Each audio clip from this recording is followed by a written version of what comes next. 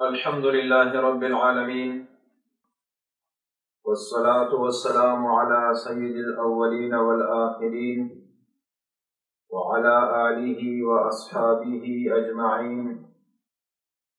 أما بعد فأعوذ بالله من الشيطان الرجيم. بسم الله الرحمن الرحيم. يا أيها الذين آمنوا كتب عليكم الصيام كما كتب على الذين من قبلكم لعلكم تتقون. صدق الله مولانا العظيم. رمضان المبارک کی مقدس ساعتوں میں ہم اس وقت جی رہے ہیں۔ رمضان کا مہینہ ایک بابرکت مہینہ ہے، نیکیوں کا موسم بہار ہے، اہل ایمان کی دلوں کی کلیاں کھلی ہوئی ہے، عالم اسلام پر چار سو رحمتوں کی بارش برس رہی ہے۔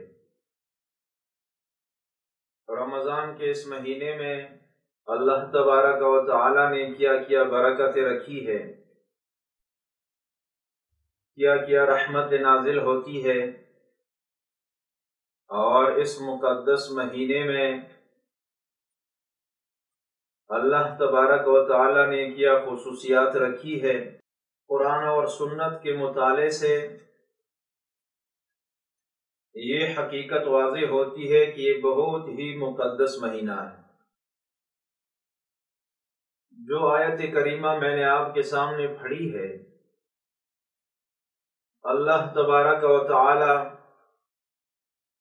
اس میں ارشاد فرماتے ہیں، یا ایھا الذین آمنوا کتب علیکم الصیام کما کتب علی الذین من قبلکم لعلکم تتقون۔ اس آیت کریمہ میں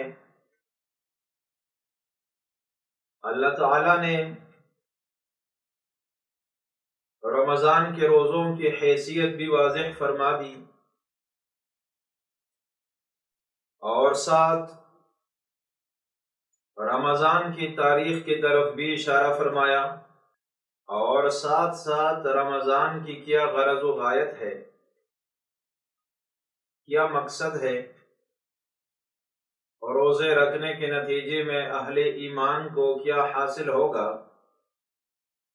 یہ بھی اللہ تبارک و تعالی نے اس آیت میں واضح فرمایا۔ اللہ تعالی ارشاد فرماتے ہیں، یا ایھا الذین آمنوا،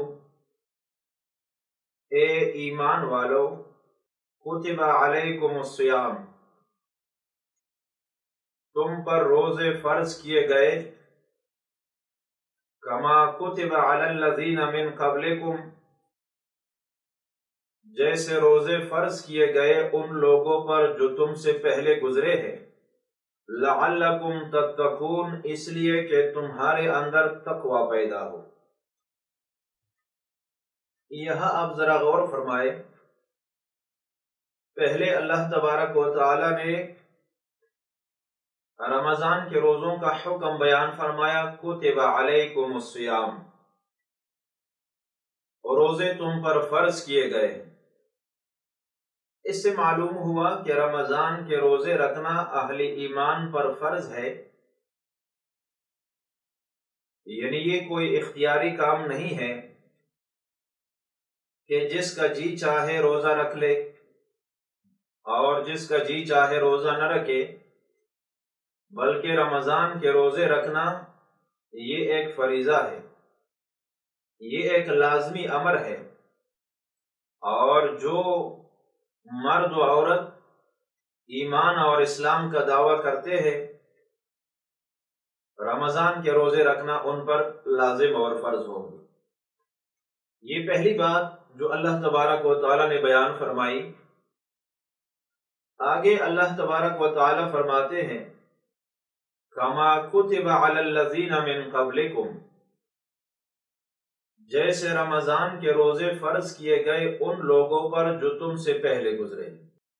اس میں ایک تو یہ بات آ گئی کہ اے مسلمانوں، اے ایمان والو، تم اس روزہ رکھنے میں اکیلے نہیں ہو، بلکہ تم سے پہلے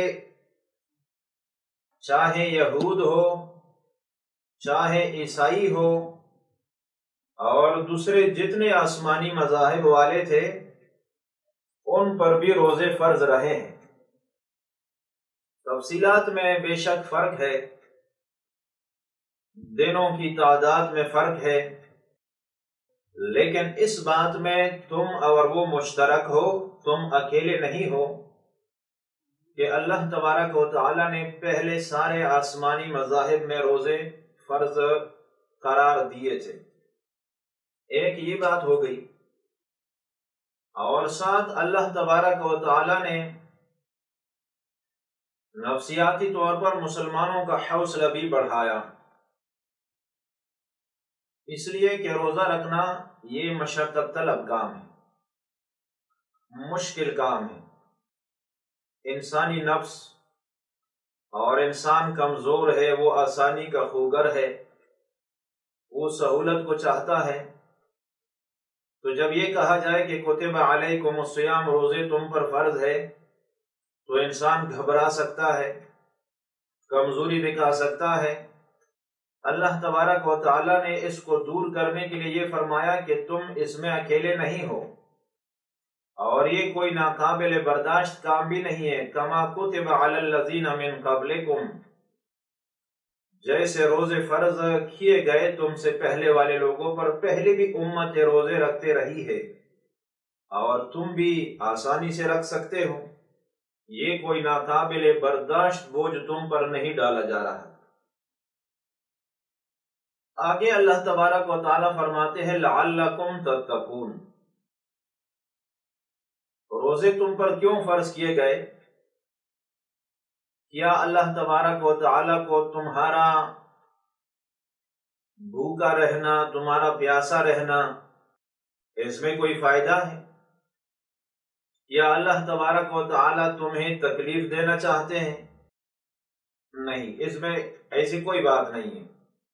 نہ ہمارے بھوکے اور پیاسا رہنے سے اللہ تبارک و تعالی کو کوئی فائدہ ہے، اور نہ ہمارے بھوکے اور پیاسے رہنے کا مقصد یہ ہے کہ اللہ تبارک و تعالی وہ ہمیں تکلیف میں ڈالنا چاہتے ہیں، بلکہ مقصود روزہ رکھنے کا اللہ تبارک و تعالی نے بیان فرما لعلکم تتقون، تاکہ تمہیں تقوی حاصل ہو، تاکہ تمہارے اندر تقوی پیدا ہو۔ تو حصول تقوی کے لیے، تقوی کی صفت کو حاصل کرنے کے لیے اللہ تبارک و تعالی نے روزے فرض فرمائے۔ اب رمضان سے تقوی کیسے حاصل ہوگا، اور تقوی ہوتا کیا ہے؟ تو تقوی یہ دل کی اس کیفیت کا نام ہے جس کی وجہ سے انسان نیکیوں کی طرف مائل ہو جاتا ہے،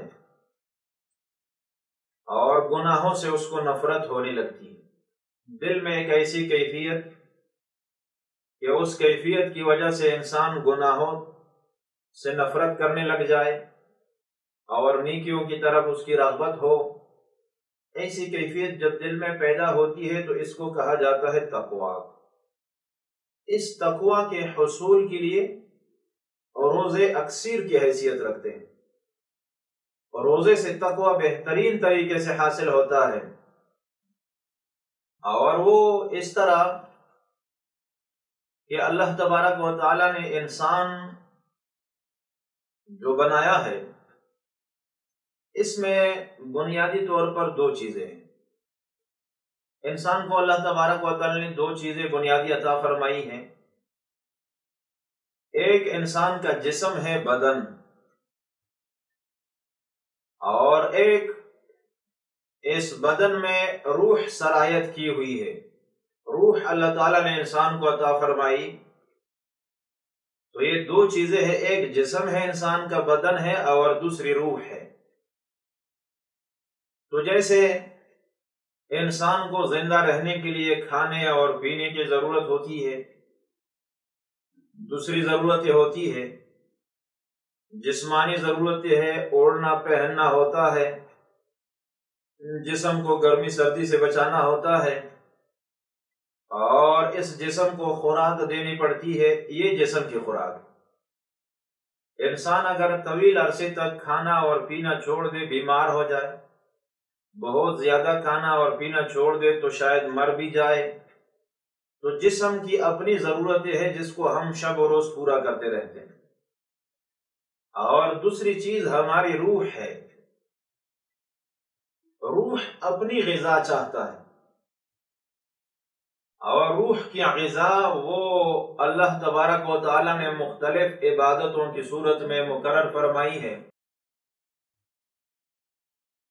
مثال کے طور پر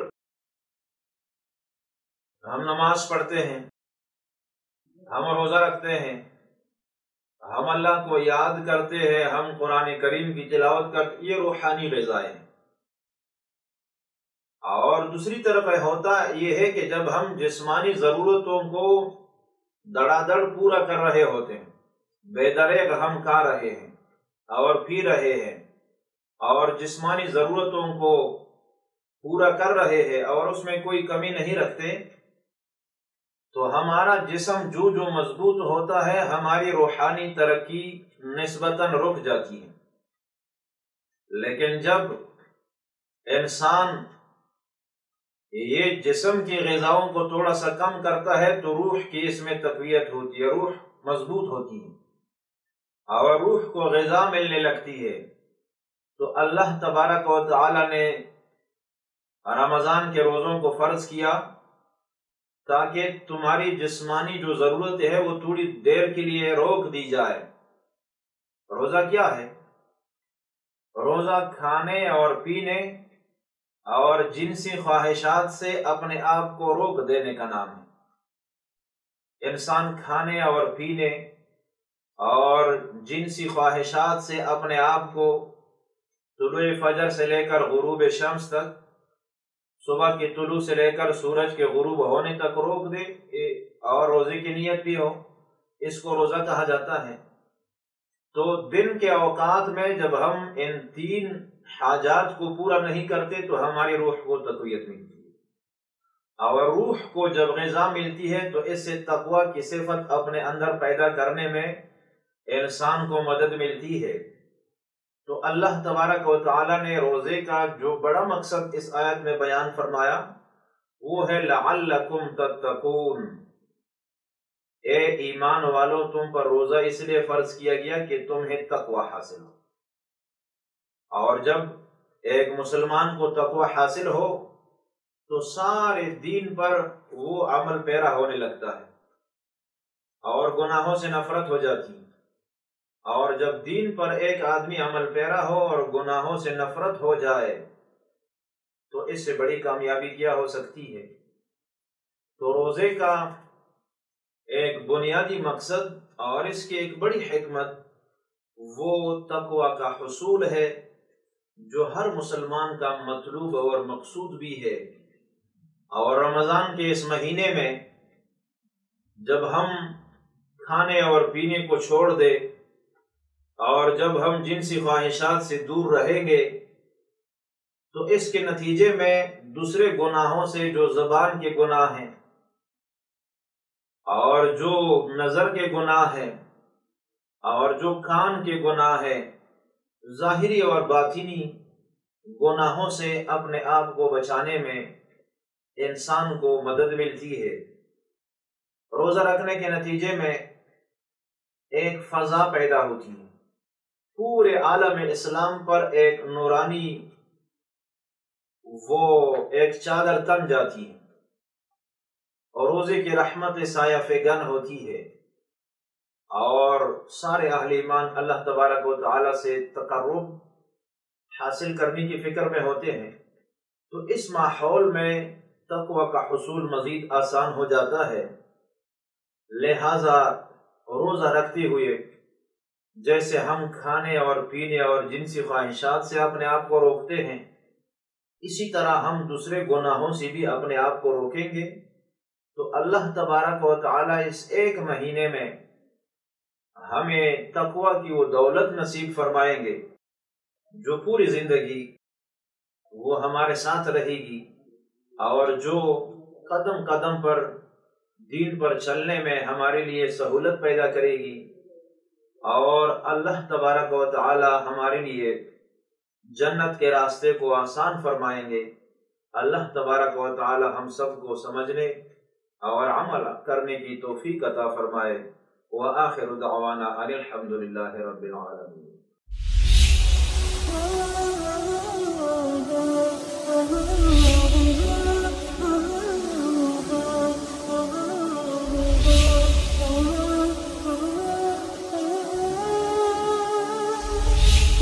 Oh